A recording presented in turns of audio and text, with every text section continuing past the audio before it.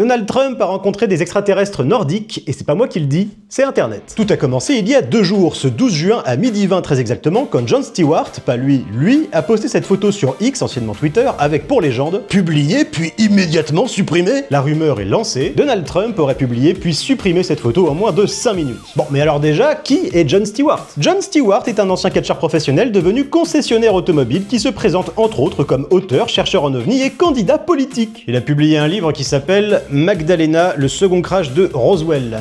Voilà. Ah et oui, il a voulu devenir gouverneur de l'Illinois en 2018. Alors il a tout de suite été écarté de la liste des candidats, il n'a fait qu'une seule déclaration politique officielle où il a affiché son admiration pour Trump et sa volonté de se servir des médias pour exister. Il a aussi dit qu'il avait pas mal d'expérience dans ce domaine. Wink wink. Si cette photo a attiré l'attention, c'est parce qu'elle correspond au mythe des Nordiques, une race extraterrestre décrite depuis les années 50 comme étant de grands humanoïdes aux cheveux presque blancs et aux traits parfaits. Car oui, il existe plusieurs races extraterrestres. D'ailleurs, le mois dernier, une chaîne de télé américaine a très sérieusement et dans le plus premier des degrés étayé l'existence de 4 d'entre elles. 4 espèces différentes d'extraterrestres. Selon un autre scientifique, il s'agirait des gris, des nordiques, des insectoïdes et des reptiliens. Bon, sans surprise, c'était sur Fox News, une chaîne largement pro-Trump. Vous remarquerez qu'à chaque fois on revient à lui. Oui, s'il vous plaît, revenons à cette photo qui vient confirmer que très probablement les Nordiques préparent un discours à l'humanité qu'ils donneront vraisemblablement lors de la finale de la Coupe du Monde de foot. Et c'est pas grave si ça arrive pas pour de vrai, parce qu'on peut générer tout ça par IA, et du coup les gens ils sont contents. Je me suis d'ailleurs découvert une passion pour les montages vidéo complotistes.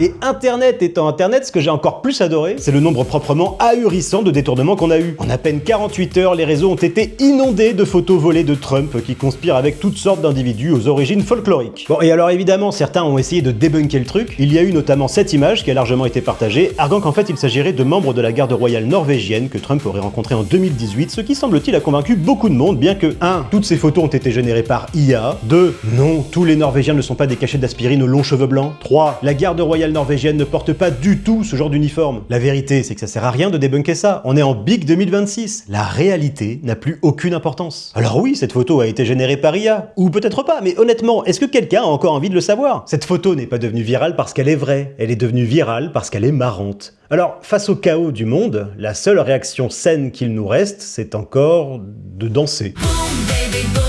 You got me